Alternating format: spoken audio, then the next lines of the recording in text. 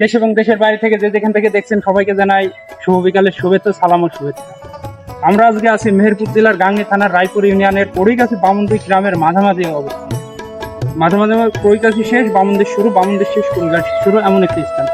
আজকে আসছে ইতিহাসের কালজয়ী সাক্ষ্য হয়ে দাঁড়িয়ে আছে কালের বিবর্তনে সেই বৃহৎ বটগাছ, যেটা 200 থেকে 250 বছরের পুরনো। কত মানুষ আসছে গেছে, তার সামান নিচে বিশ্রাম নিয়েছে, কিন্তু সেই বট গাছটা আজ সেইভাবে দাঁড়িয়ে আছে। এই যে দেখাও, এটাই সেই ইতিহাসের সবচেয়ে বৃহৎ বট গাছ। আমার মনে হয় আমাদের মেহেরপুর জেলা কেন বৃহত্তর খুলনা বিভাগে এই গাছটা সবচেয়ে পুরনো গাছ হতে পারে, যদিও আমি আইডিয়া ঠিকভাবে জানিনি। কারণ আপনাদের যদি কারো জানা থাকে আপনারা কমেন্ট সেকশনে বলতে পারেন। আসো গাছটা একটু দেখাও। এই গাছটা কিন্তু অবৈধ এক বিঘার উপরে ছিল, কিন্তু এখন কম দেখছি। আমি এর আগেও আসছি যখন এই ঈদগাটা ছিল না। দেখ এখন পরিবেশটা সুন্দর হয়েছে। আসো, প্রচুর পাখি, প্রচুর পাখি। এখান থেকে আমার কেমন লাগছে, এখান থেকে এই এদিকে দেখো কি পরিমাণ পাখি, একটা গাছে কি পরিমাণ পাখি, আর বাইরে এত পরিমাণ গরম, আর এখানে এত পরিমাণ ঠান্ডা। মাশাআল্লাহ মাশাআল্লাহ বলা তার উপায় নেই। একটা বট গাছে কিনা কি করতে পারে, কত বছর আগে হয়েছে বা কতদিনের বছরের পুরনো, এটা অনেকেই জানে না। কারণ আমার শোনা কথা এটা নাকি 250 বছর আগে, এখানে 250 বছর ধরে আছে।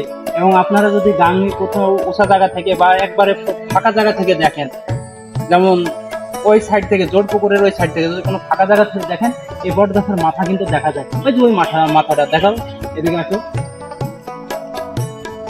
আসো। বট গাছের একটা শিকড়ের, এই দেখো একটা বট গাছ, সে বট গাছের একটা শিকড়, সামান্য একটা শিকড় শোভাবো না আমি।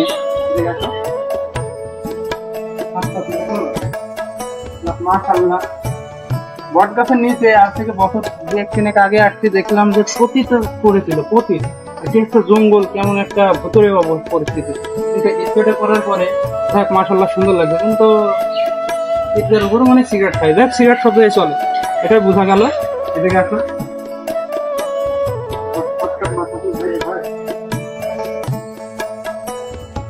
এই যে বট গাছের শিকড়গুলো দেখা, পরিবেশটা কত সুন্দর। আল্লাহ তাআলা আমাদের জন্য কত নিয়ামত না পৃথিবীর বুকে দিয়েছে। এই বট গাছ কত কিছু সহ্য করে কালের বিবর্তনে হাজার হাজার বছর টিকে থাকে। আর তুমি মানুষ থাকো 50 থেকে 60 বছর, তবু তোমার মন থেকে কখনো হিংসে যায় না, হিংসে করা যাবে না। মাটির মানুষ হও। এই যে কবরস্থানটা দেখাও, এই যে কবরটা দেখাও। হয়তো উনিও এক সময় শক্তিশালী লোক ছিল, হয়তো উনিও এক সময় অনেক শক্তি দেখাতো মানুষকে, কিন্তু আজকে দেখেন সময়ের স্রোতে, কালের বিবর্তে সেও আজকে মাটিতে শায়িত।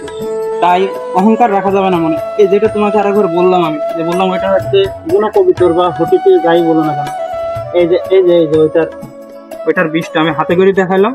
এই যে দেখো এরকম, এই গাছে প্রচুর পাখি। এদিকে আসো।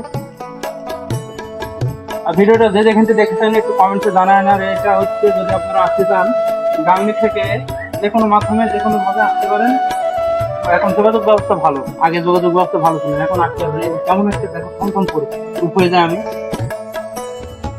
ঝিঝি পোকার ডাক, পাখির কলকাকলি, ও সুন্দর। আপনারা যদি আসতে চান মেহেরপুর জেলার গাংনী থানার রায়পুর ইউনিয়ন বামুনদি পরিগাছি গ্রামের মাঝামাঝি আসবেন। এই ঈদগাহ যেখানে কালের বিবর্তনে দাঁড়ায় আছে সর্ববৃহৎ বটগাছ।